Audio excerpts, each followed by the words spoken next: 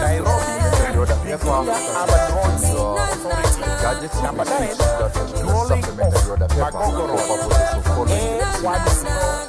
A109L, Phase 2, Markets States,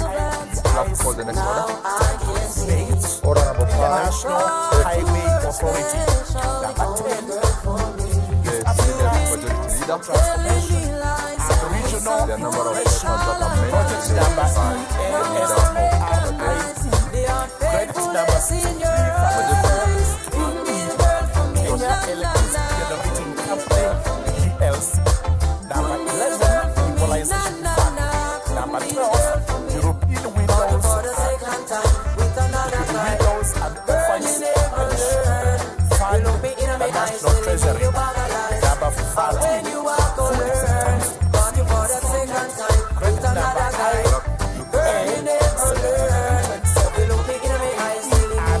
Mr. Speaker, sir, I beg to lay the following papers on the table of the Senate.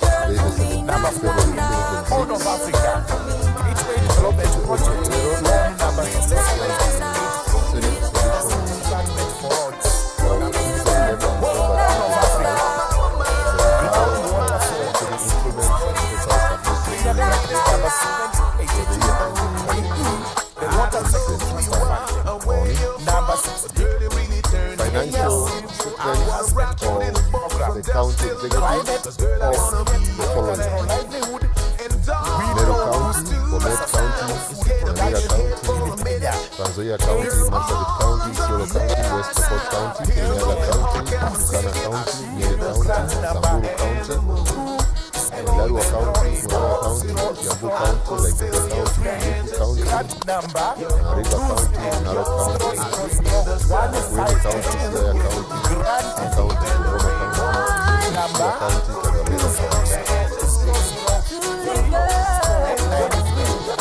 Garissa County, Kericho County,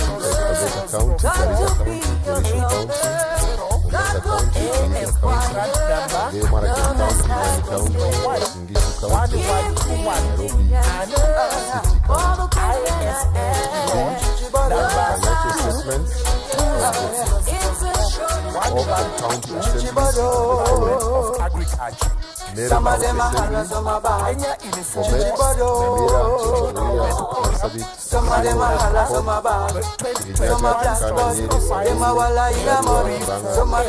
Samburu, Murang'a, Urban Roads Tanganyika, Narok, Kilifi, Siaya, Bungoma, Busia, Kakamega, Mandera, Taita Taveta, Garissa, Elgeyo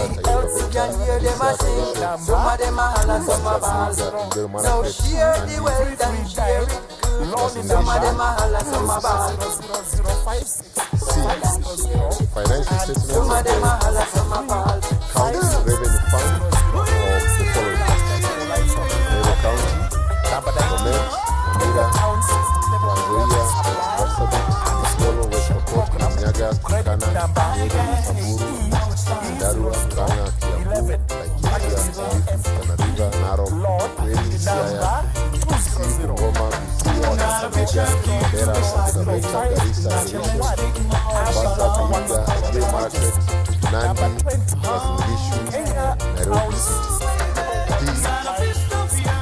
Financial statements of the county Bureau of Revenue of the following: Meru, Bomet, Nyamira, Trans Nzoia, Marsabit, Isiolo, West Pokot, Kirinyaga, Turkana, Nyeri, Samburu, Ndarua, Murang'a, Kiambu, Laikipia, Kilifi, Tana River, Narok, Wini, Siaya, Bungoma, Busia, Kakamega, Mandera, Taita Taveta,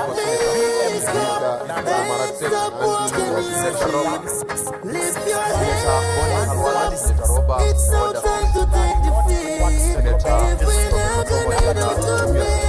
We just only push it over. Only till we find it done. We just only push it National Highway Authority to all the yes, I have some negative forces of evil fighting against the good people. Make we chase the devil out of our life. People say Satan leave. Maccabee and Luciano, the teacher and the messenger. That's some people just go wicked and bad. Rasta love them need a little love. Kenya National Highways Authority. Number 25, Nairobi Intelligent Transportation System Establishment and Junctions Improvement Project, phase number 1. ED Honorable members, that is why I was calling agreement you to order. number Once you're in the house, you should be ready to prosecute your Kenya businesses. Urban Roads Authority. It is not the business Number of the 26, Speaker to guide Policyholders you on what to Compensation do. Fund. Senator Number Hamida Kibwana, 27, proceed. receiver of revenue. Thank you, Recurrent Mr. the National Speaker. Treasury. Number 28, receiver of Mr. revenue. Speaker, I beg to put a Financial notice of motion on mainstreaming a Department framework Internal for clean Security cooking in and the Kenya. National Administration. Mr. Speaker, sir, Number 29, I beg to give notice of the following regional motion Mombasa that Port aware that Access Article Road. 42 Law of the number Constitution guarantees KFW every person the right to a 27,459, clean and grant healthy number environment, which includes KFW access to safe 8401 energy options. movement project. Further aware 7 year, that over is 900 Ahero. million Africans, AI, including road rehabilitation, more than 90% Kenya of households in National Kenya's Highways Authority. rural Number areas 32, still rely on traditional biomass, firewood, charcoal, animal waste for cooking, resulting in high levels of indoor air pollution that pose premature deaths, particularly among women and children. Concerned that in Kenya, indoor air pollution has been linked to over 23,000 annual deaths, with women and girls bearing the disproportionate burden of time spent collecting firewood and cooking, limiting their education and economic opportunities.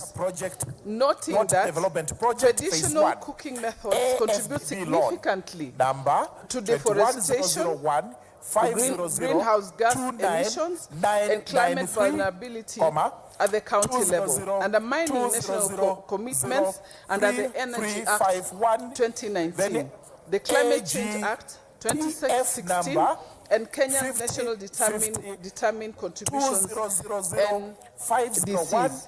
Recalling that the African Clean Cooking Summit Paris 2023 mobilized US $2.2 billion in commitments for clean cooking, and the International Energy Agency has recommended urgent financing and policy action to achieve universal access by 2040. Acknowledging the efforts of some counties' development partners and private sector actors in piloting clean cooking projects, but recognizing that these remain small-scale and fragmented. Now, therefore, the Senate resolves that Council of Governors develops county-level policies, frameworks, and budgets that mainstream clean cooking into devolved energy and health functions. Number 2, National Treasury and Ministry of Energy prioritizing clean cooking in financing frameworks, including results-based financing and blended finance models to de-risk private investment. Number 3, county governments incorporate clean cooking targets in their county integrated development plans, CIDPs, and ensure public institutions such as schools, health facilities, and prisons adopt clean cooking solutions. Number 4, National Treasury and county governments to fast-track letters of authorization to unlock carbon finance markets, Article 6.2 of the Public Petitions Committee to clean on its consideration cooking of the public petition Finally, number 11 of 2022. County governments engage the private sector actors and community organizations to expand clean cooking access, create local jobs, and reduce pressure on forest resources. I thank you, Mr. Speaker. Honorable Speaker, I beg to give a notice to the following motion. The leader that this of House adopt the report of the Public Petition Committee on its consideration of a public petition number 15 the leader of majority of 2024 regarding the gazettement of Mwala and Kalama sub-counties of Machakos County as handship areas, laid on the table of the House on Tuesday, 18th November 2025. 3. Stop Honorable taking Speaker, meeting I notes beg to and let ClickUp give AI notice Note of Taker the do following it for you. motion It allows you to that focus this on your House meetings, adopts the not your report notes. It of the captures Public everything, Petitions Committee from action on its items to consideration key of Mr. decisions. Speaker, public sir, petition And number after every 41 call, of you get a clear summary. 2023 notice of the following regarding motion. banning of items, TikTok That in Mr. Kenya, Speaker, sir, laid on the notwithstanding the table of resolutions the of the House Senate on read Wednesday, on the following regarding motion, February 2025, and the approval of senators to serve on various standing committees of the Senate and pursuant to standing orders to give notice of the following 197, motion that this 199, House adopts the 278, report of the Public Petitions and the fourth Committee schedule on its standing consideration orders. of a public petition The number Senate approves the 59 following of 2023 senator regarding nominated delay in resettlement by the Senate in Koibem village, Nandi County, Business Committee laid to on the serve table of the as House standing on committee Tuesday, of the 11th Senate November as follows. 2025. Thank you, Honorable Speaker. Standing Committee on Health, Senator Vincent Kikono Chemtei, Standing Committee to replace Senator David Wafula Wakoli, CBS Senator, and let's be the Standing Committee on National Security, Defense and Foreign Relations, Senator Vincent Kikono Chemtei, in the public gallery, Senator Tabitha Kirosha, Al Muhajirun Academy from Kamkunji, Nairobi, and Urafiki Caravana School from Ruiru, Kiambu. Urafiki. Clerk, let's move to the next I have been requested by the member for Kamkunji to give him a minute. Order number 7, questions. To welcome Muhajirun School. Where is he? Yes, Hassan. Thank you, Mr. Speaker, sir. It's a great pleasure for me to warmly welcome the students from my constituency at Muhajirun School. You're mostly welcome by members of Parliament.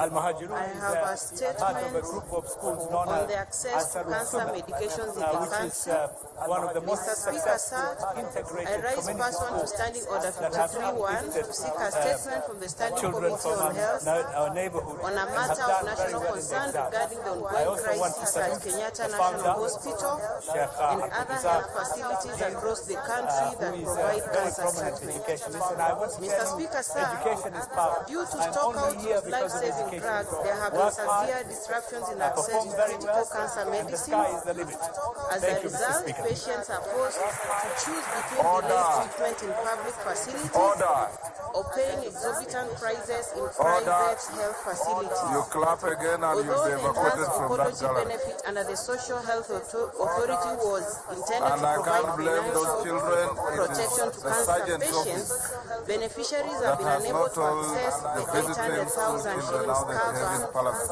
as of the new benefit package has you are not called to been order. fully implemented or operationalized. Because In those the children don't statement, know how. the committee should address the following.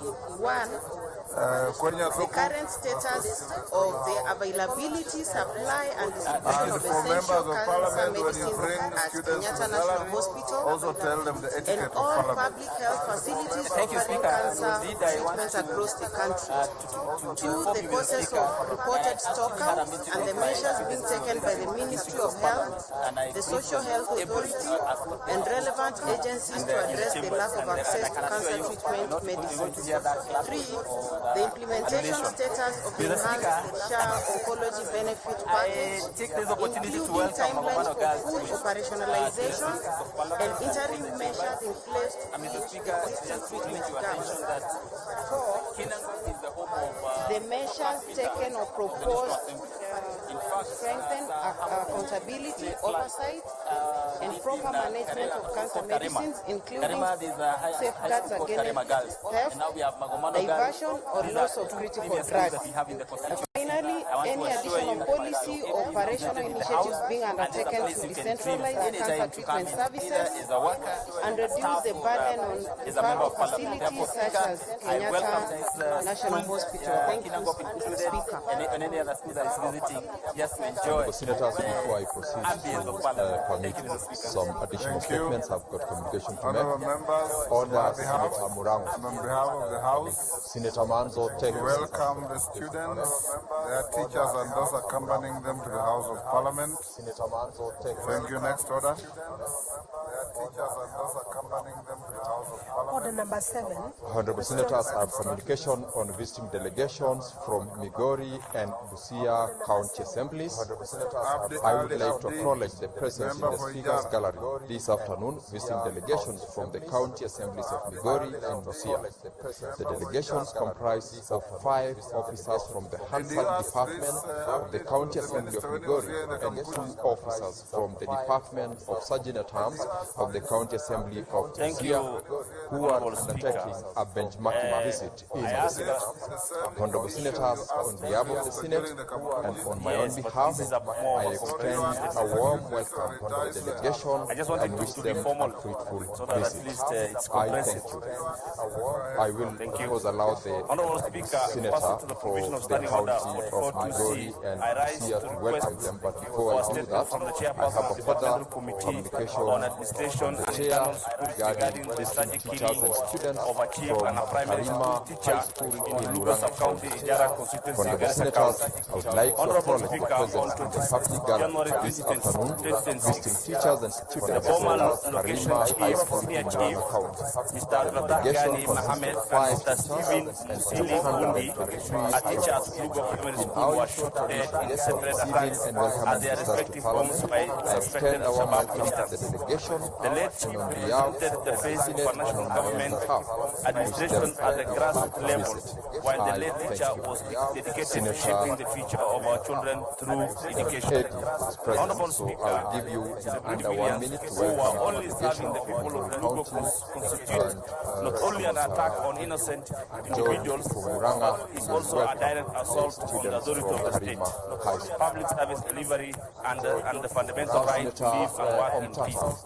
This tragic incident underscores the persistent security vulnerability in borders and frontier sub-counties, which remain undisturbed in terms of security infrastructure, intelligence coverage, and rapid response capabilities. This background that I request for a statement from the chairperson of the Federal Committee on Administration and Internal Security on the following. 1. The circumstance that led to the killings of a teacher and a chief in Hulugo sub-county, and the status of investigation into the two incidents. The reason number 2, the reason for persistent inadequate security deployment, intelligence operation, and response capacity in Hulugo sub-county and other high-risk areas in Garissa County. Number 3, immediate and long-term measures being put in place to enhance security in the area, including the reinforcement of personnel and equipment, compensation to grieved families, and protection of civil servants. Thank you, Honorable Speaker. You will get to meet Senator Henry Sifuna together with me, as well as Senator Ledamo Lekina, because they're the ones reaching me here and giving me a lot of knowledge where I can consume the answer they keep on telling me. And their greetings is always not just a greeting. There are better ways that they know how to greet people when they back home in the country. I welcome you and I thank you, Mr. Speaker. For the purposes of tabling the record of the House and given the gratitude of the matter, maybe we can do it on Thursday next week. Thursday next week. Yeah. Thank you. Nevertheless, I want to give my condolences Honorable to the families of our fallen Thank you for the officers, opportunity. teacher and the chief. Thank you. Welcome You do that the delegation of the Sergeant at Arms from Busia. Charles Assembly. Onjoke. You are most welcome to this assembly. I hope you learn best practices from both this house and the assembly, and you'll be able to go back and serve the assembly of Busia with due diligence and an upgraded way of doing things. Mr. Speaker, the Busia assembly is an interesting one. One of the top assemblies in this country, where more than 70% of the assembly is made of graduates. So it's an assembly we celebrate, and we hope that the Sergeant at Arms will be up to the task to ensure that these young men and women who are representing us are able to deliver on their mandate and to serve the people of this republic. Thank you very much. We shall have a proper handshake outside the chamber. Thank you and most welcome. I recognize Mr. Halwale, who is our Senator Halwale. I recognize you. Thank you very much. The Russian military, despite having no prior military training or experience.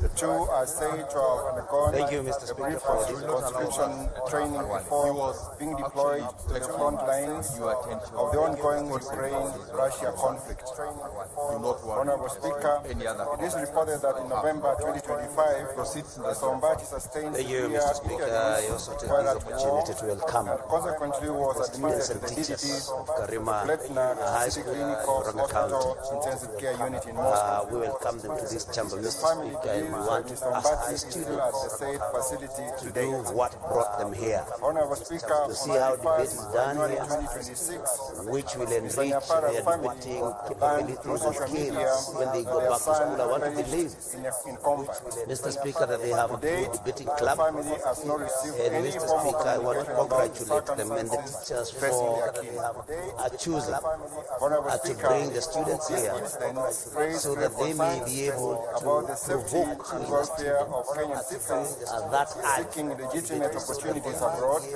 And I hope that they are going to be allowed enough time, Mr. Speaker, to be able to watch us debate here in a mature way. Because they are young people, and the young people across the country are saying, Sisi ndio Sifuna. I also see Senator Sifuna here, so that when they go back to Murang'a and start saying Sisi ndio Sifuna, they will have seen the Sifuna alongside the rest of us. Thank you, Mr. Speaker. We welcome these learners. Foreign and to engage with the government and the Russian Federation to repatriate Mr. Ombati and the remains of Mr. Nyapara. And 3, measures put in place to strengthen collaboration with your indulgence request for statement on the exploitative and deceptive recruitment of Kenyan youth to Russia. Speaker, it's not about the famous Russian guy who has been taking advantage of girls, but this is on another. Mr. Speaker, sir, I rise pursuant to Standing Order 53-1 to seek a statement from the Standing Committee on National Security, Defense and Foreign Relations on a matter of national concern regarding the exploitative and deceptive recruitment of the Kenyan youth to Russia under the guise of civilian employment opportunities.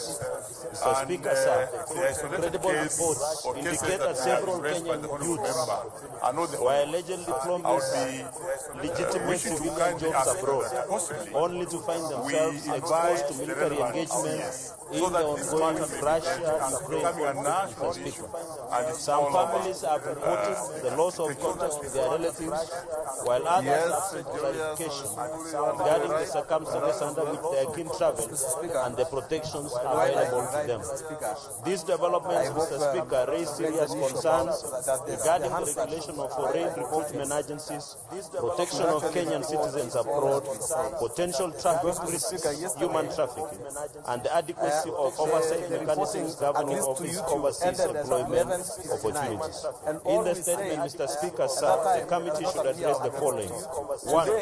The number of Kenyans currently stranded, missing, stranded, or otherwise unaccounted for in Russia-Ukraine conflict war, and the current status of investigations into the reported deceptive recruitment of the Kenyan citizens, including the responsible agencies and progress made to date.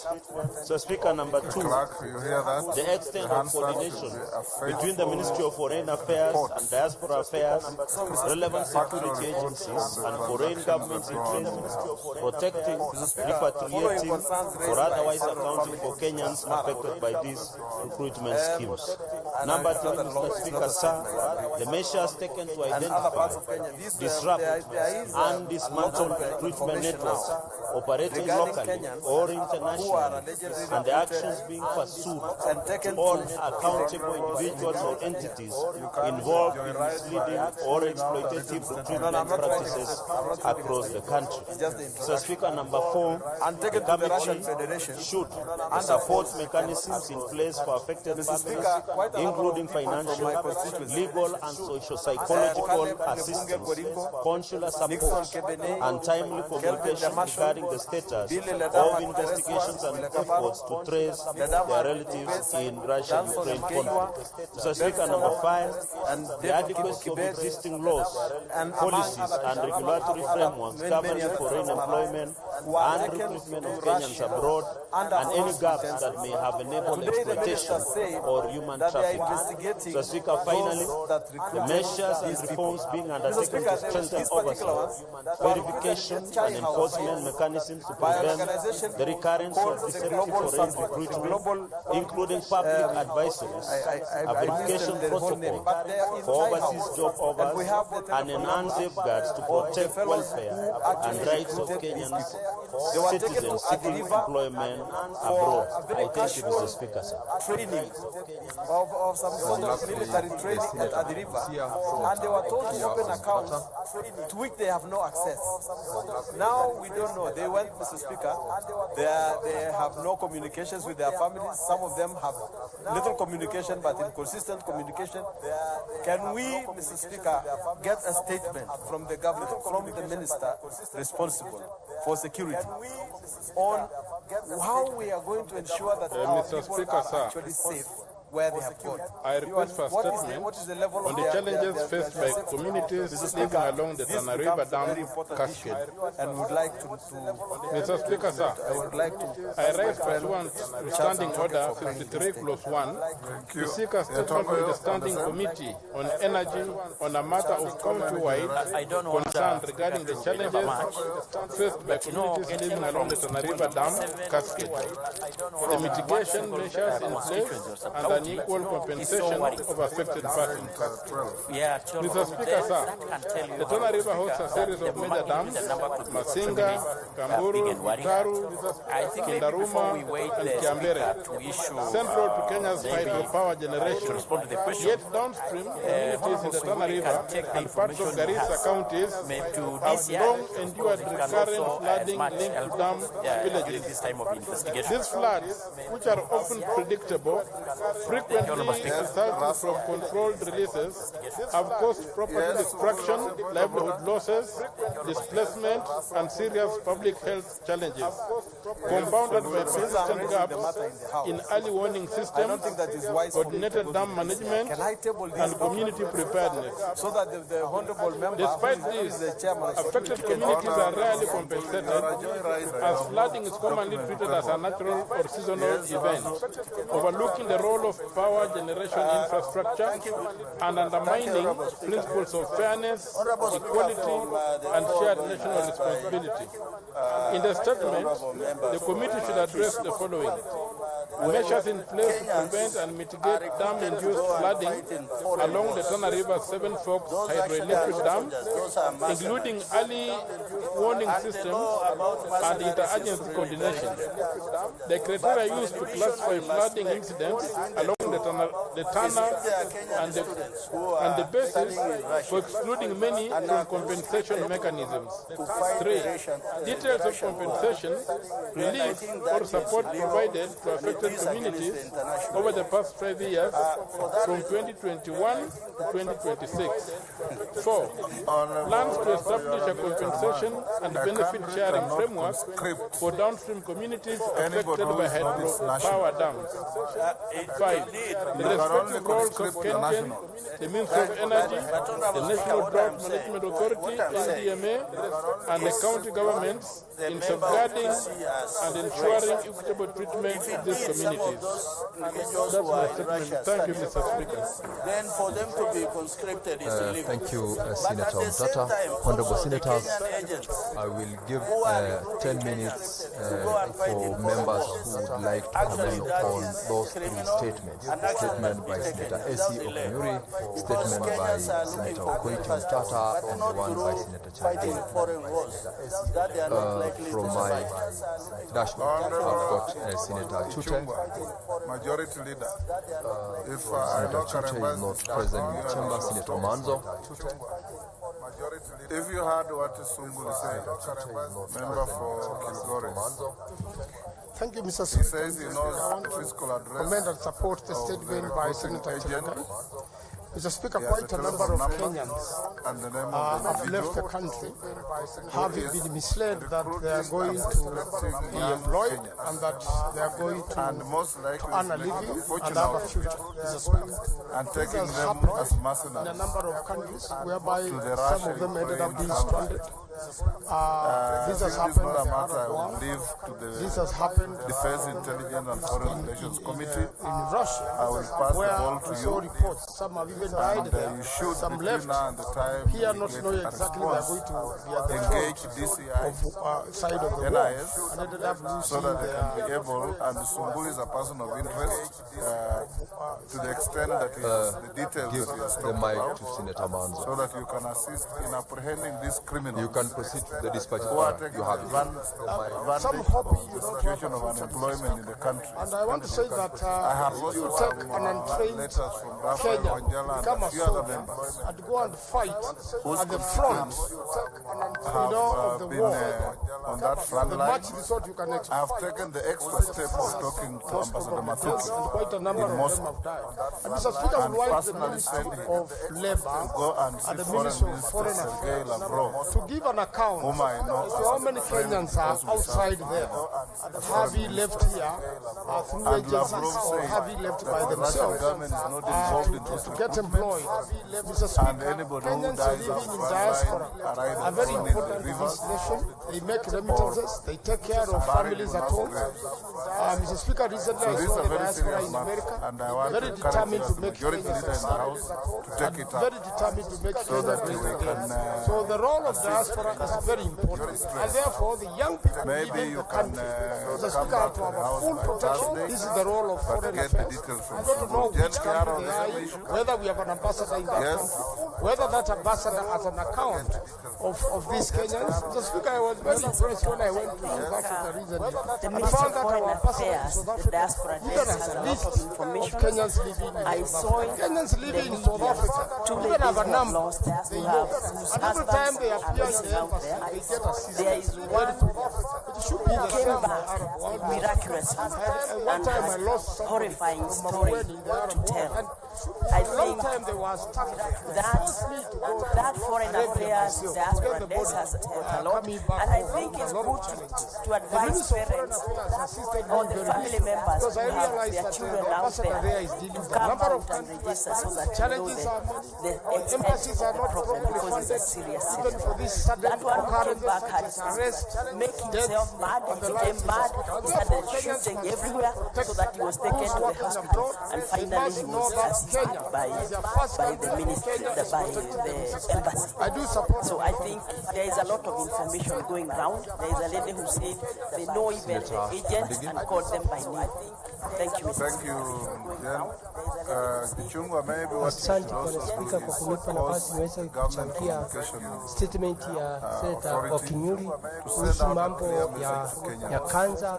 Bwana Spika, nakumbuka vizuri wakati serikali iliingia uongozini, tulikuja tukaambiwa mambo ya SAR na inaendelea, lakini tulikuwa najua saa ikianza mambo ya kanza, kila kaunti zote zimekuwa na shinda. Bwana Spika, na pia tunajua mambo ya budget ya SAR mpaka leo haijaanza kufanya kazi vile inafaa, kwa sababu wagonjwa wote wako na kanza. Bwana Spika, hata tumesikia watu wengine wakienda hospitali, saa ingine kanza wakati inafika stage ya mwisho, unakuta inarudi kwa familia kuchanga pesa, kwa hiyo kuunga mkono uweze kuangaliwa, ama waziri wa afya aweze kusema vile itakuwa mambo yote iweze kuwa mzuri. Kwa sababu familia nyingi imeisha siku hizi, hata vijana wasichana watoto wako na shida. Bwana Spika, pia nachangia statement ya Senator Tuda wa Nandi kuhusu mambo ya Russia. Mimi ni mmoja wa kamati ya Lepa, na Bwana Spika, hata si Russia peke yake, unakuta hata Dubai kona zote, unakuta vijana wetu, wasichana wetu wanaendelea kuteseka. Ningeomba tuweze kuangalia, kama ni waziri wa Lepa waweze kuangalia hii mambo yote itaisha namna gani, kwa sababu Bwana Spika, shida kubwa ni agent. Ama unakuta mtu apatiwa barua ya kwenda kuwa mtalii kama miezi 3, lakini akienda anapotea. Pia panya ruti iweze kuonekana vile sinda zote itaweza kusaidia, ndio watu wetu waache kupata sinda. Kwa sababu Bwana Spika, unakuta watu wanaenda kama ni Russia, tunakuja kugundua watu wengi wameenda Russia na panya ruti, hata wanafanya makosa wakati wameuawa, ndio tunakuja kuona Bwana Spika, na inaleta shinda hata aibu kwa serikali, mpaka serikali inatukanwa juu ya makosa ambayo sio yao. Lakini naomba serikali iweze kuangalia mambo ya panya route na agent wote wale wanafanya makosa waweze kunyang'anywa ile leseni. Asante Bwana Spika. Senator Richard Onyonka.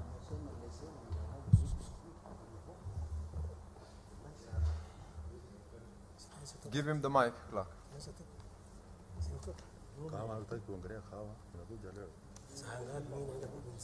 Be a little patient, Senator Onyonka. The system, is still new, or you can submit from the dispatch. Whether it is technology or your ability to use it is a different story. Nashukuru sana ndugu Spika kwa kupata hii nafasi tena. Pia mimi nimeamua nizungumze kwa lugha ya taifa, kwa sababu mzee Mundigi amejihusisha vilivyo, na ningependa kumwambia asante sana kwa kujaribu kuhakikisha lugha yetu ya taifa ndio tunaendelesha. Ndugu Spika, what's your point of order, Senator Mundigi?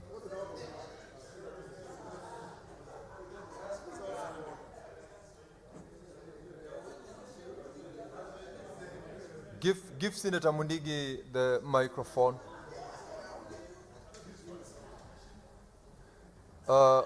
Bwana Spika, ni asante kwa kuruhusu Senator wa Kisii aweze kuongea, lakini nataka nimfahamishe saa hii tukiwa senator ama katika kikao ya Senate, mimi si mzee Mundigi, mimi ni Senator wa Embu County, Daktari Mundigi.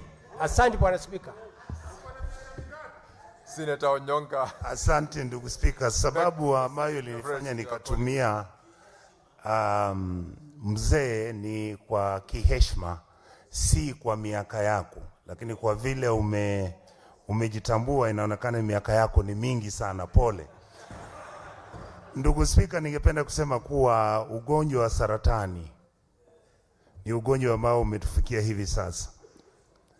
Nchi yetu ya Kenya, kuna uchambuzi umefanywa kwanza kuuliza ni sababu gani inaofanya ugonjwa wa saratani uanze kuua wa Kenya vile unaoa wakati huu. Jambo la kwanza ndugu Spika ni kuwa chakula tunayokula wakati huu, wale ambao wamepewa nafasi ya kuchunguza kuhakikisha hiki chakula ni chakula ambacho chenye afya, chenye dhamani. Ndugu Spika, sasa tunavunja sheria. Hata ukiangalia Kenya Bureau of Standards, hata ukiangalia ile sukari tunakunywa, hata ukiangalia yale maji ambayo yanauzwa siku hizi yako ndani ya chupa. Haya mambo yote ndugu Spika, ningependa kamati ya afya na haswa Wizara ya Afya tujaribu kujiuliza shida ambayo imetokea wakati huu ambako Wakenya wengi sana wameanza kufa kwa ugonjwa wa saratani. Sababu yake ni nini? Jambo la pili ndugu Spika, kwa huu ugonjwa ni kuwa serikali imejihusisha, kasema kuwa kuna hela ambazo zitatolewa ziende kwa kila eneo gatuzi, kila county nataka iwe na hiyo hospitali. Mimi ningependa kuuliza wale ambao wanahusika wahakikishe kuwa hili jambo liangaliwe, serikali ujihusishe na wale ambao wanatibu huu ugonjwa wa saratani wajaribu wezavyo kuhakikisha kuwa Wakenya wa kawaida, wale ambao hawana hela kulipa wapelekwa ng'ambo kutibiwa, wapate nafuu hapa nchini kwetu. Jambo la mwisho ningependa kulichangia, ndugu Spika, ni hili jambo la Mheshimiwa Cherargei. Ndugu Cherargei, kwa kusema ukweli, sababu ambayo Wakenya wanadhulumiwa vile wanadhulumiwa ni sisi wale viongozi ambao na wale maofisa, hata wale wa zamani, hatuandiki mikataba ambayo inalinda Wakenya wakienda nje kufanya kazi. Wakenya wakienda kufanya kazi kule nje, hakuna mtu anashughulika. Tena jambo la pili, ndugu Spika, ningependa kusema si eti wale wafanyikazi wa serikali wote ambao ni mabalozi wanafanya kazi kule nje ni wabaya. Kusema kweli, ndugu Spika, ningependa kutoa shukrani sana kwa hii serikali ya Mheshimiwa William Ruto, kwa sababu yule msichana ambaye Mkenya alikuwa anaenda kunyongwa kule Bama alipona chupu kwa sababu serikali ilijihusisha. Tungependa serikali iendelee kufanya zile vitu ambazo zinafanya Wakenya wanawaheshimu, na shamu hakikisha imefanya ndio wale wagonjwa wana saratani watibiwe, na hawa marasha wanaenda, nyinyi ndio mnawapeleka pale. Wachana na hayo. Asante ndugu Speaker. Honorable Senators, order, honorable members. The time I had allocated for comments on the statements is over. We will proceed to transact the next order. Clerk, call the next order. I had directed 10 minutes for comments on the statement. Clerk, call the next order.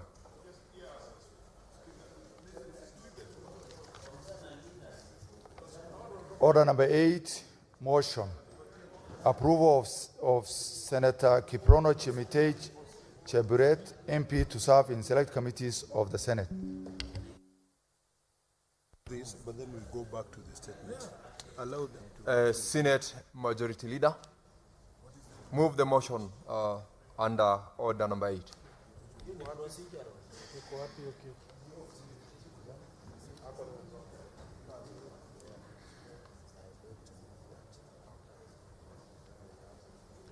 Thank you, Honorable Speaker. I beg to move that notwithstanding the resolution of the Senate made on 12th February 2025 on the approval of senators to serve in various standing committees of the Senate and pursuant to Standing Orders 197, 199, 228, and the fourth schedule of the Standing Orders, the Senate approves the following senator nominated by the Senate Business Committee to serve in the standing committees of the Senate as follows. A, Standing Committee on Health, Senator Vincent Kiprono Chemitei Cheburet, MP, to replace Senator David Wafula Wakoli, CBS MP. And B, Standing Committee on National Security, Defense and Foreign Relations, Senator Vincent Kiprono Chemitei Cheburet, MP, to replace Senator Tabitha Keroche Karanja, MP. Thank you, Honorable Speaker. I request Honorable Cherargei to second. Senator Samson Cherargei, proceed to second the motion. What is it? Honorable Speaker, can you protect me from Senator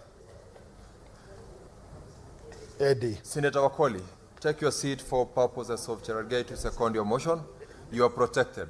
And Senator Eddie is harmless.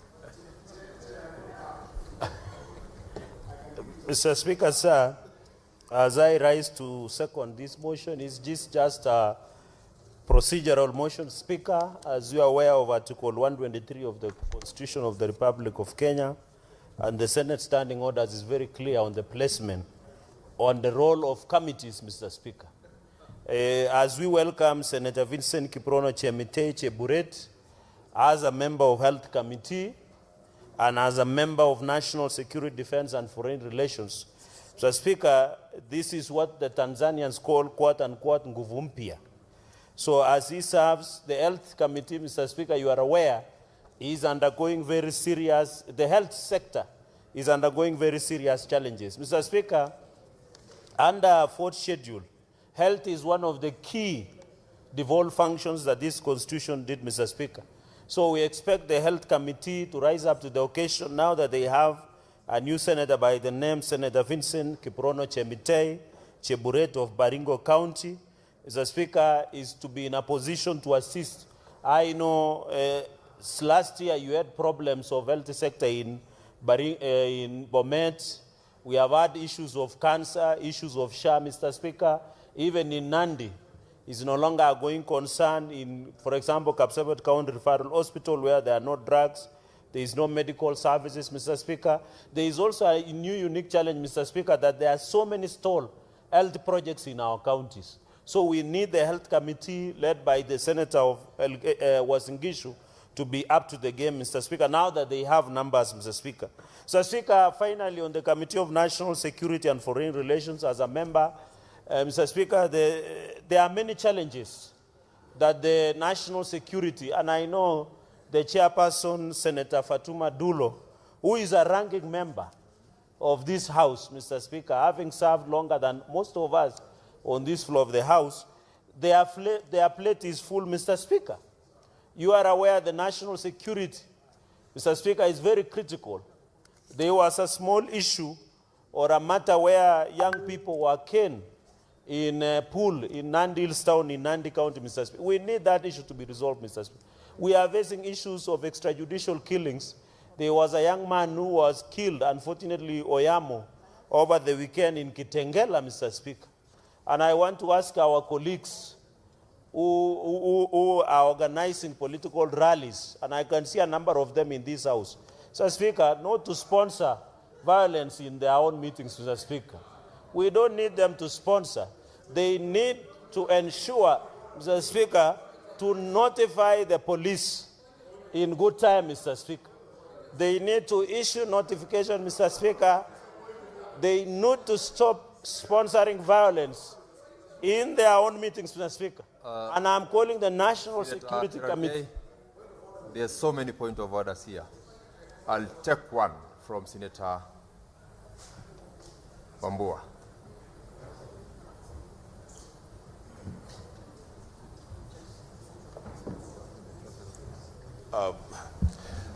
Thank you, Mr. Speaker. Mr. Speaker, Senator Cherargei is casting aspersions on his own colleagues. He has done two things. One, he has said that he can see members here who have been organizing political rallies and inciting people against their own political rallies. Can he name those members and give evidence of those members organizing violence in their own political rallies, Mr. Speaker? Can he substantiate what he is saying? I thank Mr. Speaker. Senator Cherargei, the Speaker also noted that specific reference by Senator Wambua of members in the House and sponsoring violence. Please proceed to substantiate. If not, you know what to do. Mr. Speaker, I said I can see, and I didn't know an offense is to organize a political rally. That is part one. Part two, Mr. Speaker, from the intelligence and even from the police reports and statements, a number of colleagues who are in political class have been organizing political rallies, and we have seen allegations of them sponsoring violence, Mr. Speaker. So I don't need to substantiate the obvious, and they know, they can see me. You can see the former Secretary General of ODM, Mr. Speaker, looking at me. I saw him, he had a rally, there is the deputy party leader, and a number of them, Mr. Speaker. I hoped you were listening to the chair. I did declare that I also heard you making those statements. Mr. Speaker. If you are unable to substantiate, now I'm directing, you know what to do.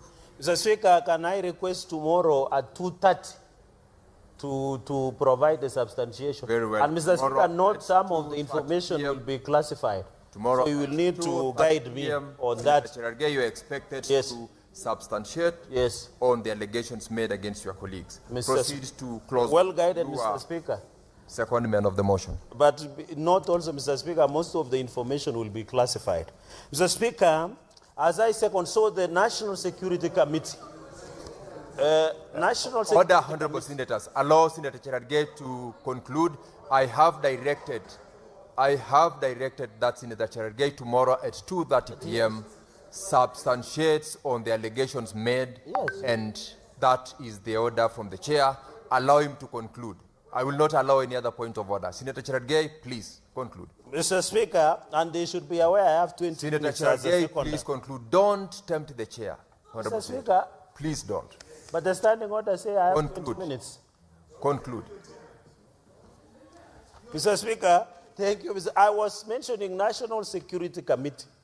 Mr. Speaker, we have seen cases of insecurity escalation in Turkana, and some people were killed, and I'm aware the senator of Turkana is here with us, and he has been complaining a lot. We have the reemergence of gangs across the country.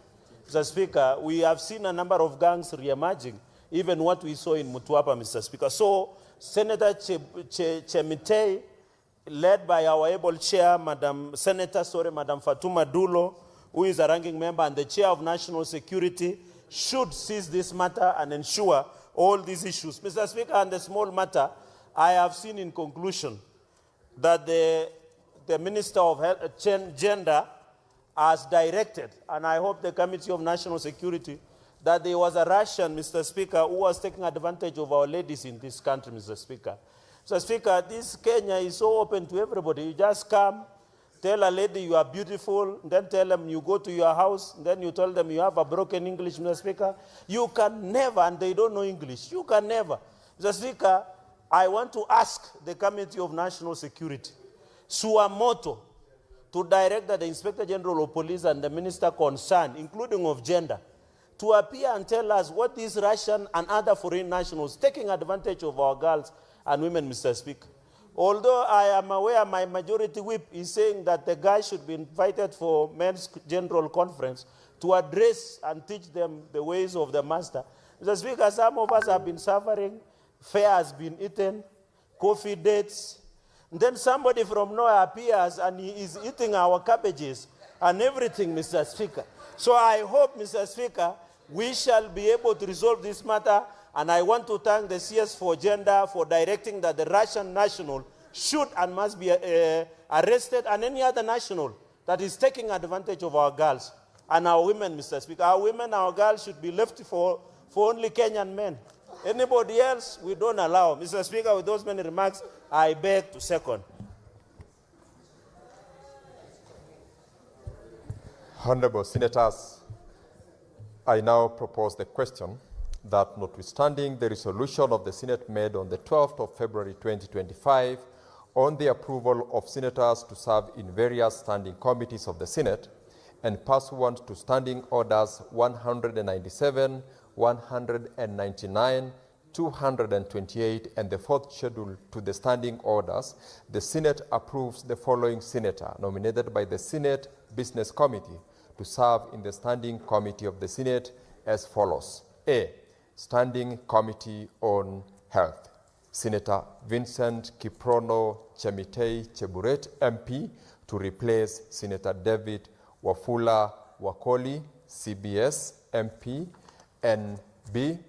Standing Committee on National Security, Defense and Foreign Relations.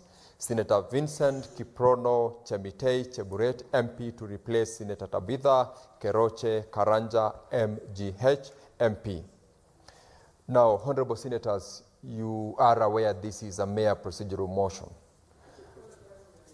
I want, with your concurrence, to proceed to put the question. Thank you. I will now proceed to put the question that, notwithstanding the resolution of the Senate made on 12th of February 2025 on the approval of senators to serve in various standing committees of the Senate and pursuant to standing orders 197, 199, and 228, and the fourth schedule to the standing orders, the Senate approves the following senator nominated by the Senate Business Committee to serve in the Standing Committee of the Senate as follows.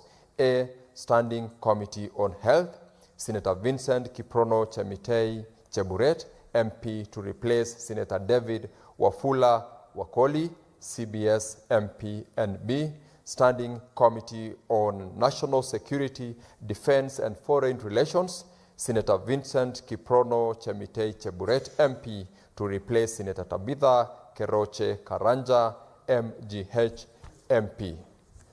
Now, will as many as of that opinion say aye? Aye.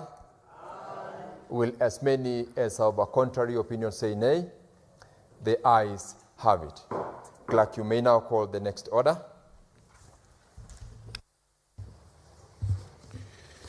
Order number 9, motion.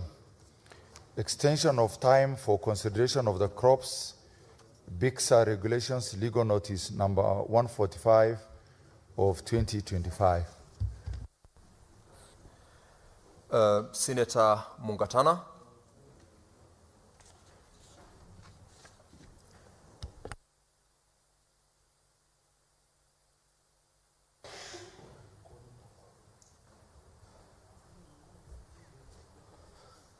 Thank you, Mr. Speaker. Mr. Speaker, I wish to move the motion for extension of time for consideration of the crops BICSA regulations, legal notice number 145 of 2025.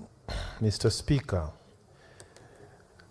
the motion reads as follows: that aware that the crops BICSA regulation legal notice number 145 of 2025 was tabled in the Senate on the Thursday, 25th September 2025, and referred to the Select Committee on Delegated Legislation for consideration pursuant to Section 12(1) of the Statutory Instruments Act, cognizant that the committee is required to make a report within 28 sitting days after the date of referral of the instrument by the Senate pursuant to Section 15(2) of the Statutory Instruments Act, which will lapse on Tuesday, 17th February 2026, that is today.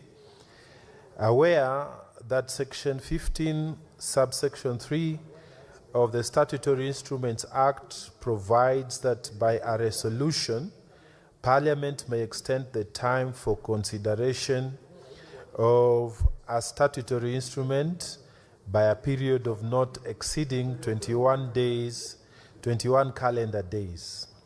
Noting that the committee requires more time to consider concerns raised by stakeholders on the regulation, now, therefore, the Senate resolves to extend the timeline for the consideration of the crops BICSA regulations, legal notice number 145 of 2025, for a further 21 days pursuant to Section 15(3) of the Statutory Instruments Act to enable the committee consider objections raised by the public and make its resolution on or before Tuesday, 3rd March 2026. Mr. Speaker, these regulations are regulations affecting very small scale farmers and also big producers. Mr. Speaker, these regulations, if we don't get the extension, according to the Statutory Instruments Act, they will take effect automatically. So some of the stakeholders have already expressed worries because they impose a levy, a 1% levy on processed BICSA. They are also proposing 3% levy on raw BICSA that is for export. They are proposing 2% levy on imported BICSA products. So, Mr. Speaker, when you look at it, the public that has raised concerns over these regulations, the public want us to look at them again. The committee needs more time, Mr. Speaker. We also need to listen to more of the small-scale farmers.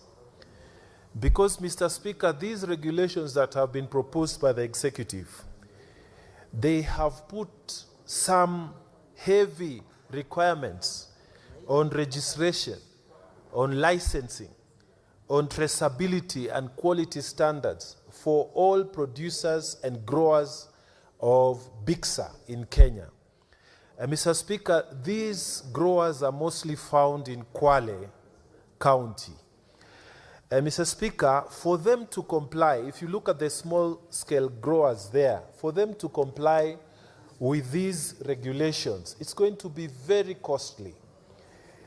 And they have put these concerns before the committee. We would like more time to consider. We would like more people to come and express their ideas on what we need to do with these regulations. Mr. Speaker, there's also a pricing committee that has been proposed in these regulations by the ministry. Now, the people are fearing that maybe this pricing committee can exclude the small-scale farmers and give the producers an advantage. So, Mr. Speaker, we are humbly coming before the House to request that we are given more time as delegated legislation committee so that we can give opportunity to those people who have concerns over these regulations so that we can apply our mind and, Mr. Speaker, give proper recommendation before this House and a recommendation that will serve our producers in grassroots level as well as the big farmers who are in this business of Bixa production. Mr. Speaker, with those few remarks, I am requesting this House to approve extension of time as we have requested so that we can have time to make resolution on or before Tuesday, 3rd March 2026. Mr. Speaker, I beg to move and ask my colleague, who is also a member of the committee, the Honorable Connie Wakabubu, to second this motion. I thank you, Mr. Speaker. Senator Wabubu, proceed to second the motion. Give her the microphone.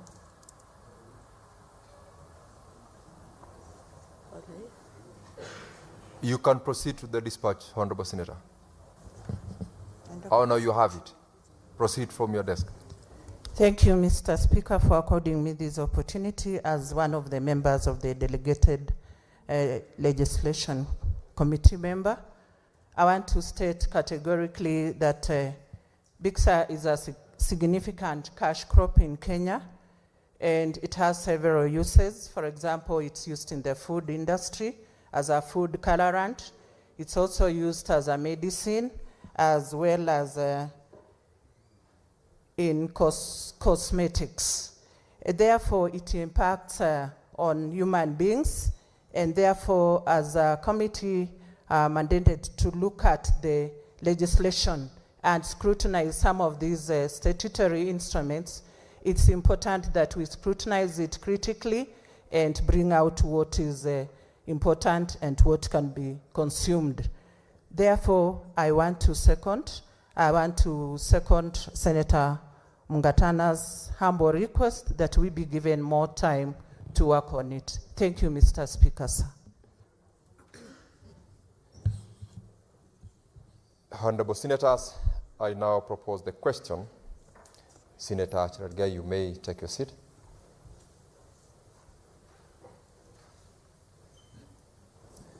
Honorable Senators, I now propose the question that pursuant to Standing Orders 190 and 199.3, the Senate approves the following Senate.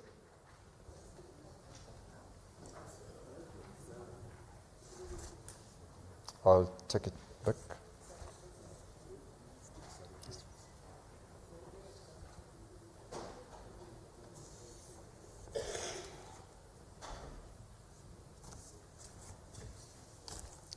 Very well, I'll take it back again. Honorable Senators, I wish to propose the question that, aware that the Crops Bixar Regulations Legal Notice number 145 of 2025 were tabled in the Senate on Thursday, 25th of September 2025, and referred to the Select Committee on Delegated Legislation for consideration pursuant to Section 12, subsection 1 of the Statutory Instruments Act, cognizant that the committee is required to make a report within 28 sitting days after the date of referral of the instrument by the Senate pursuant to Section 15, subsection 2 of the Statutory Instruments Act, which will lapse on Tuesday, 17th of February 2026, aware that Section 15.3 of the Statutory Instrument Act provides that by a resolution, a Parliament may extend the time for consideration of a statutory instrument by a period not exceeding 21 calendar days, noting that the committee requires more time to consider concerns raised by stakeholders on the regulations. Now, therefore, the Senate resolves to extend the timeline for the consideration of the Crops Bixar Regulations, Legal Notice number 145 of 2025, for a further 21 days pursuant to Section 15, subsection 3 of the Statutory Instruments Act, to enable the committee consider objections raised by the public and make its resolution on or before Tuesday, 3rd March of 2026. Honorable Senators, this is another procedural motion. With your concurrence, I will proceed to put the question. Thank you. Senator Mofaya, you may take your seat.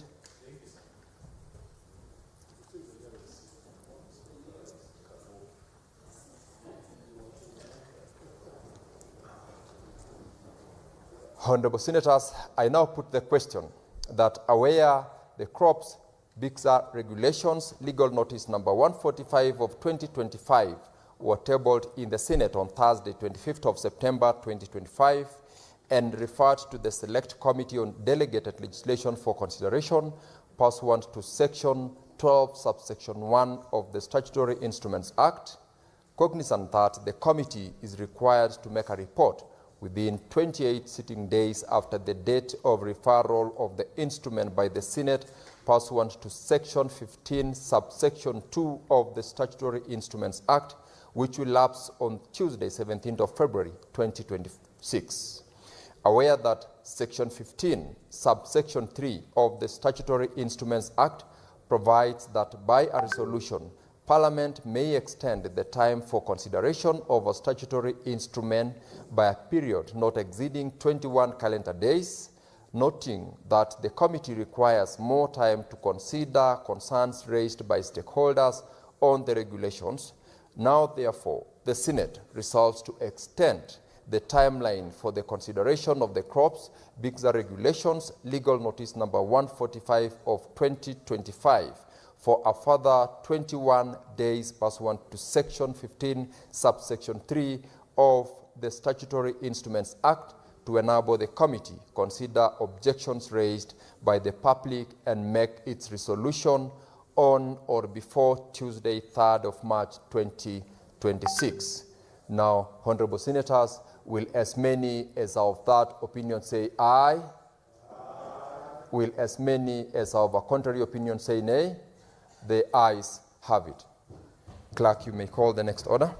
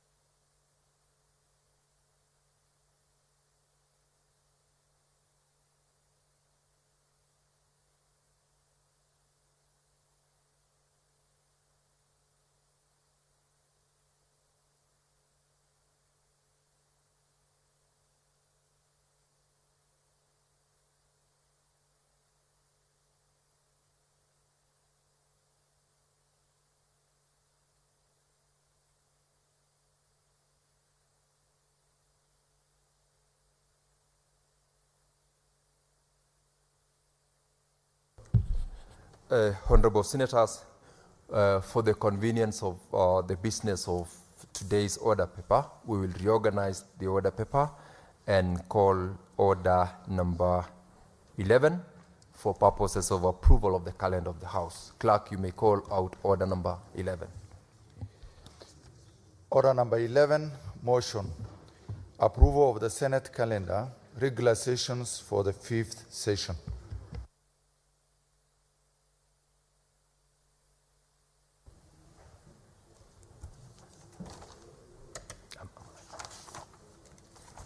Give me my notes, the one.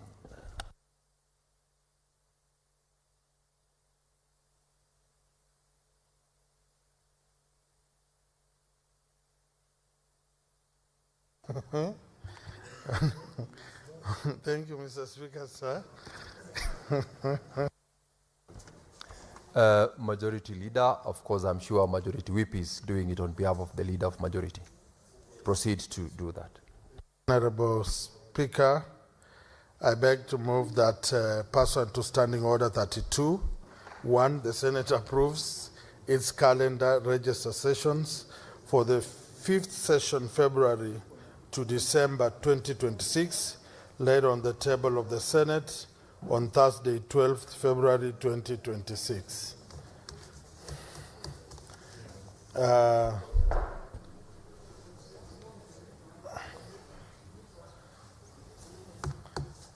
Let me allow my good friend Eddie to second. Senator Eddie, proceed to second the motion. Mr. Speaker, this is a very important motion. It is important to the extent that this Senate must focus on some very serious issues in this particular session. I know there is pressure because people want to focus on other things. I see there's appetite to talk about other things, but I think that the calendar is a very important one. So I want to, right from the start, second this has moved. But I want to emphasize, Mr. Speaker, that there are very critical issues that we must consider in this calendar year. I have emphasized a time without number that we need to look at how our counties are being run, because this is the year when you will start seeing a lot of discrepancies and variances in our accounts in the counties, where people want to siphon a lot of resources to go to the campaign with. And this is not throwing any aspersion to the side of the governors, but these are trends that we have seen. So I hope that in this calendar year, Mr. Speaker, we can be able to focus on the books of governance and not just deal with them in the committees. Let us see them coming here to be debated. Alongside that, Mr. Speaker, we must be able to interrogate and engage the national government in its BPS that it has just forwarded, Mr. Speaker. There are a lot of things that I hope that we as a House will be able to look at, but most importantly, let us do our work to make sure that we can be able to enhance the audit machinery, the audit function of this House with regards to how money is being spent in this country. I second, and I thank you, Mr. Speaker.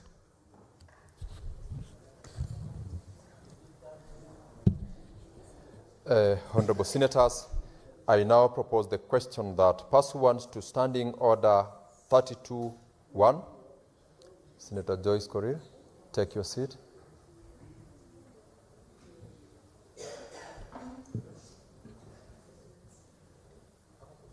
Honorable Senators, I now propose the question that pursuant to Standing Order 32-1, the Senate approves its calendar, regular sessions for the 5th session, February to December 2026, laid on the table of the Senate on Thursday, 12th of February 2026. Honorable Senators, similar to the previous two motions that we've dealt with, this is another procedural motion. And with your concurrence, I will proceed to put the question. Now, Honorable Senators, I put the question that pursuant to Standing Order 32-1, the Senate approves its calendar, regular sessions for the 5th session, February to December 2026, laid on the table of the Senate on Thursday, 12th of February 2026. Now, will as many as of that opinion say aye? Aye. Will as many as of a contrary opinion say nay? The ayes have it.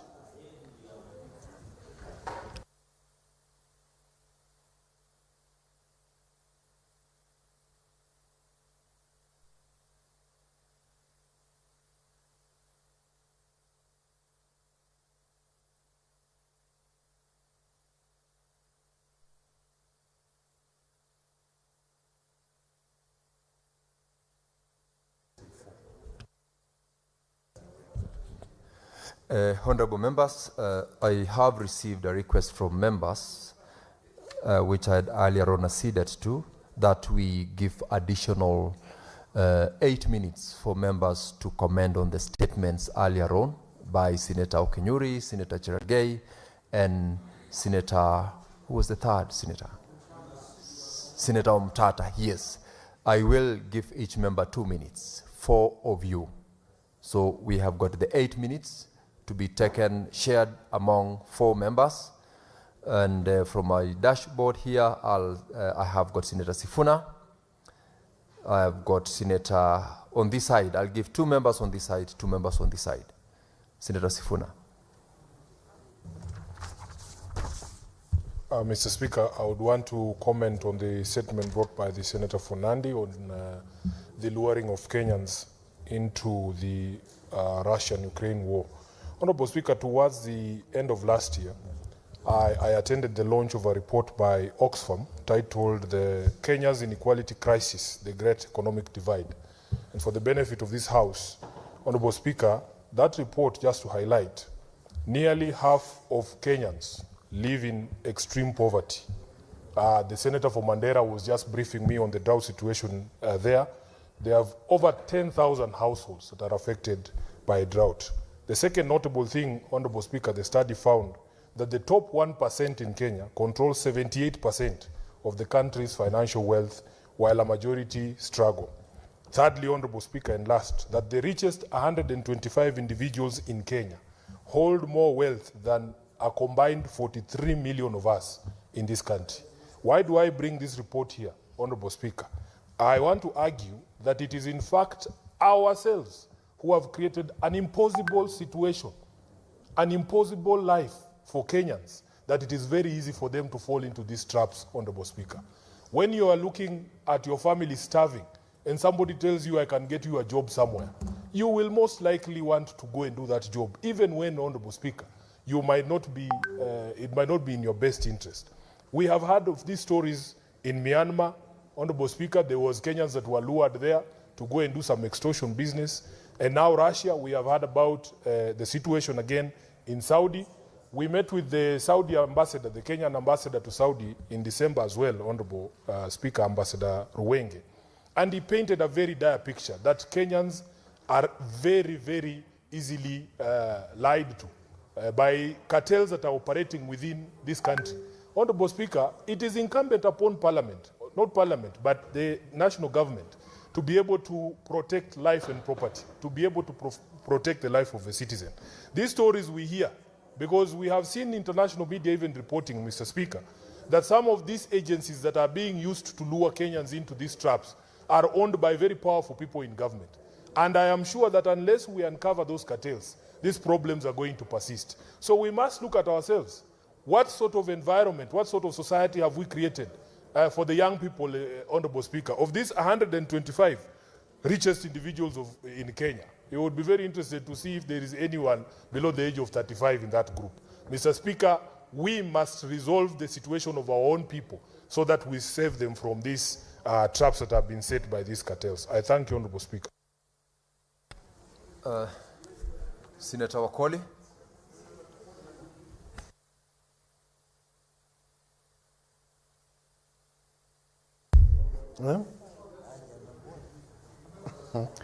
Thank you, Honorable Speaker, for this opportunity to contribute to this pandemic. Honorable Speaker, it's sad that we were just enjoying Valentine the other day. Kenyans surprised themselves with flowers, others with chocolates, while our Russian counterpart was ravaging our cabbages without any mercy, Honorable Speaker. This matter, Honorable Speaker, reflects on the issue that Honorable Cherargei has just raised about the Russian problem. And I was sharing with Cherargei and asking him, Honorable Speaker, our young people are dying. They are being duped, as Senator Sifuna said, that there is green land far away where they will always harvest milk and honey. And there they go to Russia, Honorable Speaker.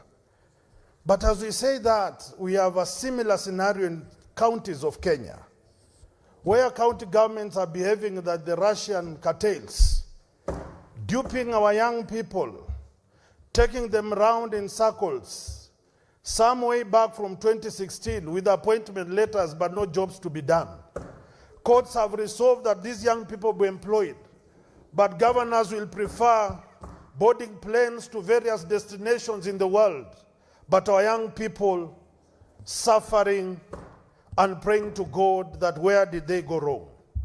Honorable Speaker, we must weigh in this matter, that as cartels in government and those who are friends of government take advantage of our young people, we must be able to call them out. As boldly as we are calling out county governments who are not remitting taxes, statutory deductions of our young people, but they have an allocation called. Senator Wakoli, your 2 minutes is up. Senator Olekina. Thank you, Mr. Speaker. Mr. Speaker, I rise to make some brief comments on this very disturbing statement by the distinguished senator from Nandi.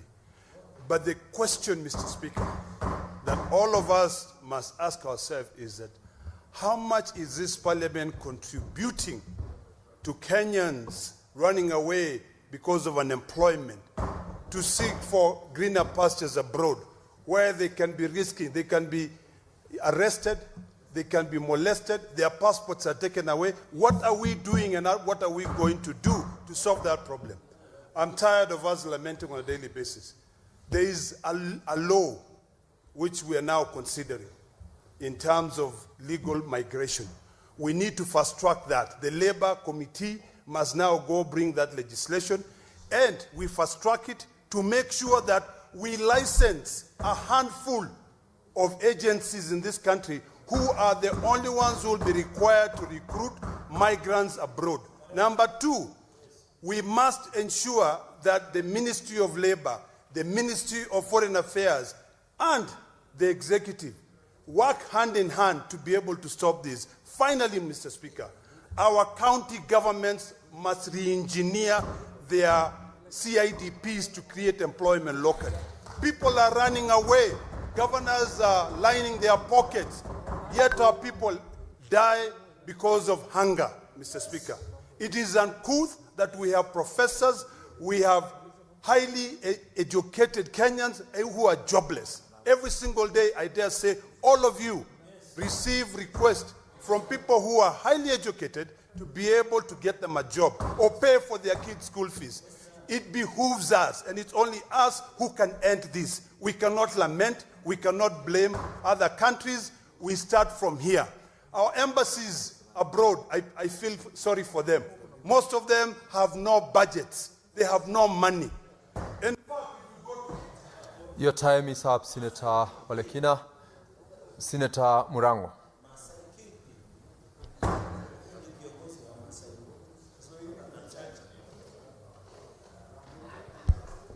Asante sana Mr. Speaker.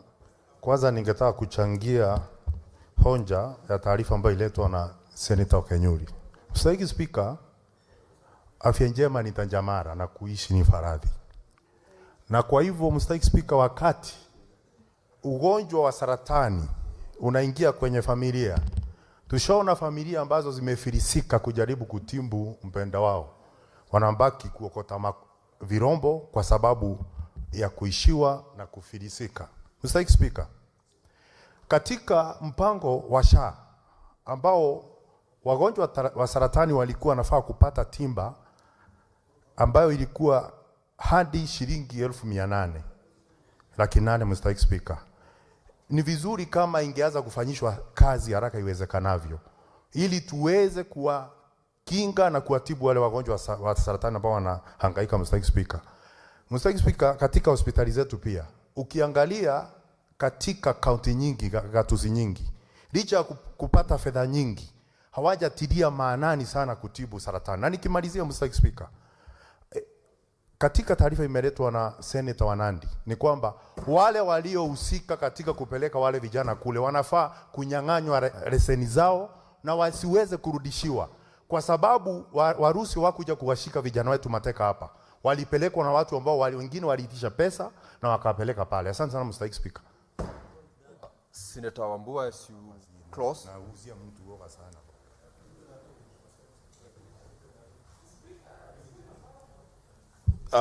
Thank you, Mr. Speaker. Mr. Speaker, I want to go on record on that matter raised by Senator Cherage.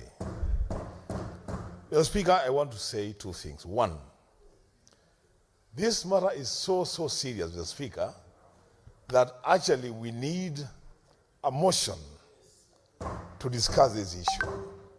This issue is beyond Kenya, Mr. Speaker. I was in Uganda with some of my colleagues here when we went for the games in December last year. And at the airport, Mr. Speaker, hundreds of young people being ferried away to Arabian countries to seek employment, Mr. Speaker. When you go to the JKIA today, the bulk of the people traveling out of the country is young people going out for jobs. So, Speaker, the irony of this matter is, once these young people leave this country, our government has no touch with these people. They are recruited to go and do decent assignments. When they get there, everything changes. And there's nobody to follow up on what they are doing. Secondly, Mr. Speaker, when the governors met in Kilifi, for heaven's sake, this is a matter that should have occupied the minds and the time of governors to discuss on how to help their young people in their counties to get jobs, not to discuss how they are going to escape accountability, Mr. Speaker. But, Speaker, these issues need to be discussed and discussed seriously, even through a motion. I thank Cherage, Senator Nandi, for bringing up this issue, but I really fault him for casting aspersions on his colleagues. I thank you, Mr. Speaker. Honorable Senators, I had indicated that earlier on that I'll do 2 members each side. You will notice that I have given an extra person. The chair is on the microphone, Senator Beatrice. I will exercise the discretion in the interest of colleague senators here to allow Senator Consolata 2 minutes, and lastly, Senator Beatrice, 2 minutes. We will close on that debate, and Senator Wambua, I encourage you to pursue it in the form of a motion that you have proposed, so that members can still contribute to this particular motion. Senator Consolata.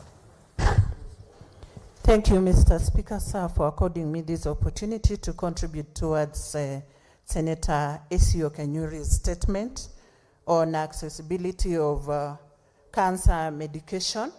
Cancer has become a monster, or rather a menace, in our community and in our entire nation.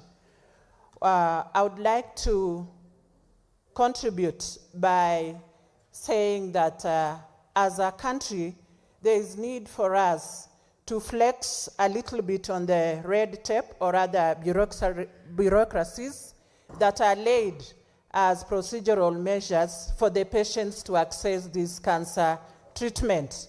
A case in Bungoma County where we find breast cancer and cervical cancer on a high rate, and we are really taking a lot of time and effort to do a lot of fighting cancer. Screening is done, yes, but it seems to be very expensive and inaccessible, especially to the rural woman. So I want also to appreciate the statement and look at the costs, the cost analysis of what is being spent on cancer treatment, because some of these rural women cannot be able to afford that cost for the cancer treatment, maybe to transport their patients to referral hospitals. So there is also need to decentralize these facilities, even down at the grassroots.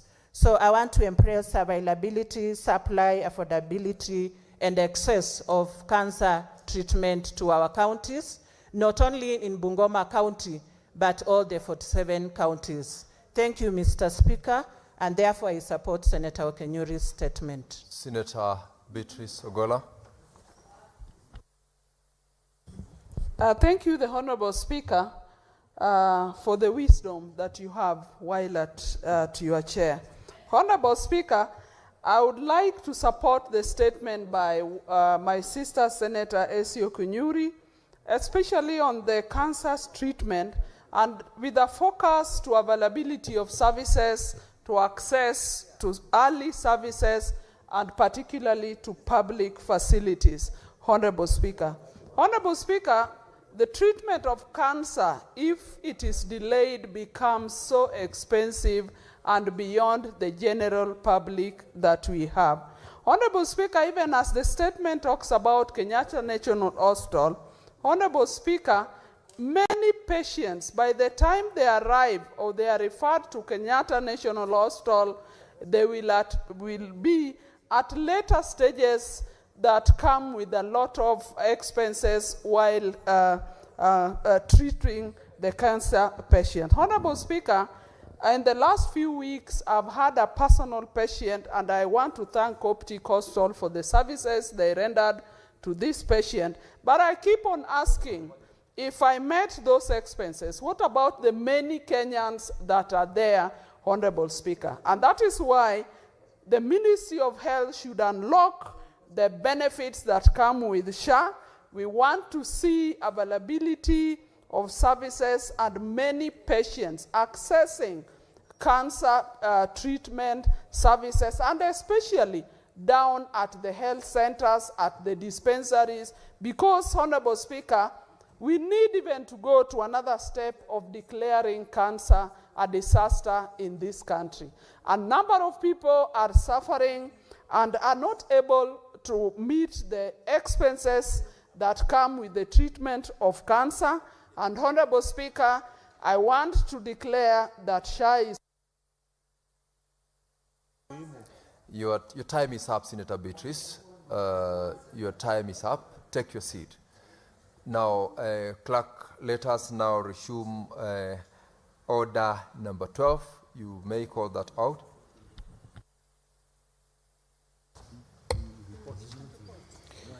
Order number 12, motion. Consideration of the report of the Mediation Committee on the Coffee Bill, Senate Bills number 10 of 2023. Vice Chairperson, Mediation Committee, to move the motion, Senator Wakoli.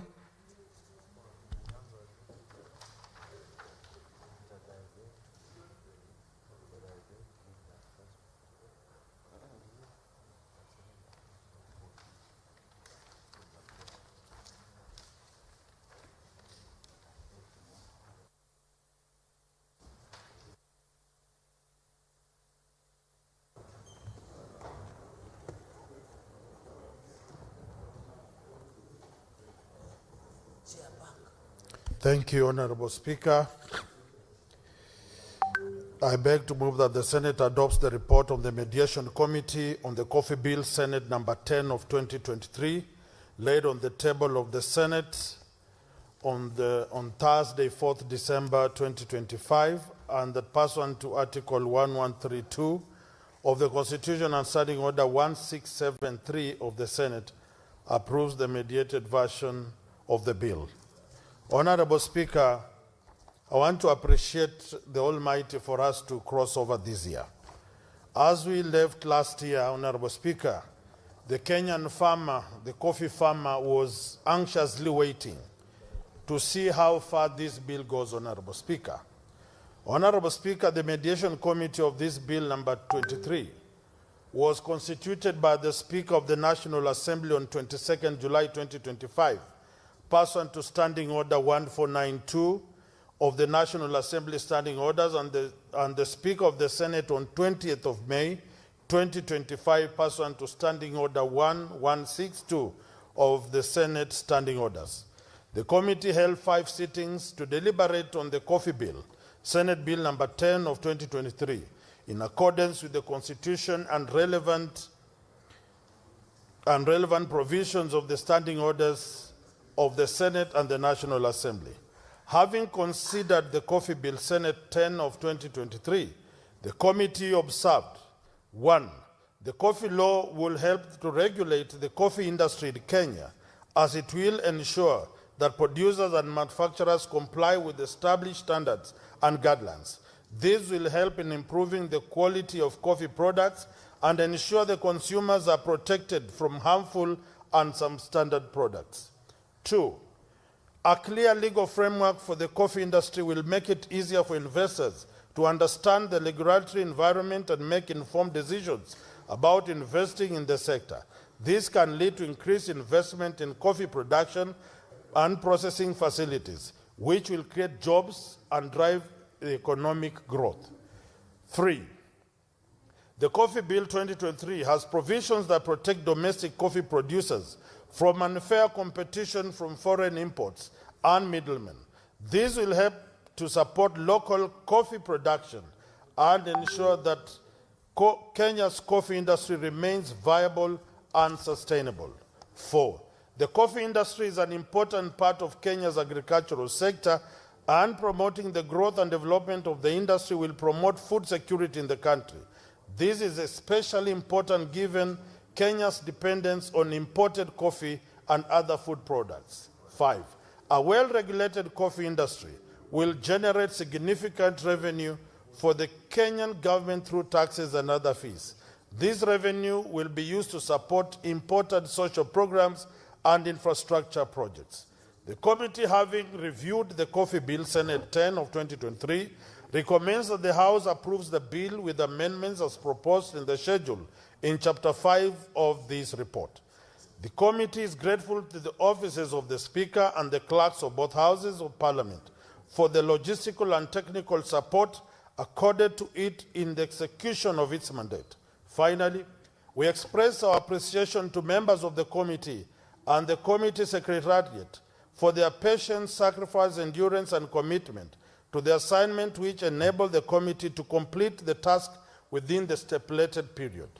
It is now my special privilege and honor to commend this report to the Houses for approval on behalf of the Mediation Committee pursuant to Article 113(2) of the Constitution, Standing Order 1501 of the National Assembly Standing Orders, and Standing Order 1611 of the Senate Standing Committee.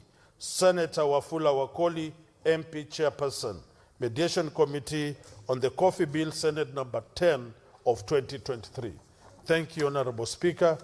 I want to request Honorable Murango, who was my former chair on agriculture, to second. Senator Murango. Asante sana Mstahiki Spika. Mstahiki Spika, naunga mkono sheria ambayo imeletwa hapa na kusomwa na mwenyekiti wa kamati ya kulima katika bunge la Seneti. Mstahiki Spika, leo najivunia kusimama mbele ya Seneti kuangazia mswada kawa ambao niliudhamini kama seneta wa Kirinyaga na kuungwa mkono na bunge zima la Seneti. Mstahiki Spika, safari ya kukuza kahawa ilianza kabla wa mwaka wa 1932 wakati wa Lowezi. Na Mstahiki Spika, kahawa si zao tu. Kahawa ni urithi wetu. Mstahiki Spika, fedha za kigeni zinazoletwa na wakulima wa kahawa nchini ni takriban milioni 293 milioni dola za Kimarekani. Mstahiki Spika, wakulima wanaohusika moja kwa moja katika ukulima wa kahawa nchini ni takriban wakulima milioni 1. Na Mstahiki Spika, gatuzi ama kaunti ambazo zinazohusika katika kukuza kahawa ni gatuzi 33. Kwa hivyo Mstahiki Spika, tunapoongea mambo ya kahawa ni mambo ambayo ni muhimu sana kwa Kenya hii na ni muhimu sana pia kwa wakulima yetu. Na ndiyo maana Mstahiki Spika, mimi nikiwa mkulima wa kahawa, ninapokuongea mambo ya kahawa wakati mwingine na huwa nashikwa na hisia kwa sababu ya mambo ambayo mambo mazito ambayo mkulima kahawa amekuwa akipitia. Mstahiki Spika, ndio mtu wa kahawa uanze kuzaa kahawa mara ya kwanza, inahitajika kuupanda, kupalilia na kupatia mbolea kwa miaka 3 ndio waanze kupata zao la kwanza. Na Mstahiki Spika, mara kwa mara wakati kahawa inapofikia kuvunwa, unapata wakilitimba ndo wanaingilia na kuweza kuchukua fedha ambazo zinafaa kuwa za wakulima. Na ndio maana Mstahiki Spika, sheria tulipopitisha juzi ambayo inaratibu utendakazi wa vyama vya ushirika katika kuangazia zao la kahawa, imekuwa ni na maana kubwa sana kuhakikisha kwamba fedha inapopatikana katika soko la kahawa kutoka katika jiji la Nairobi inaenda mpaka mashinani na kusaidia wakulima. Mstahiki Spika, eneo la Kirinyaga mahali nimetoka ndilo linaongoza katika ukulima wa kahawa kwa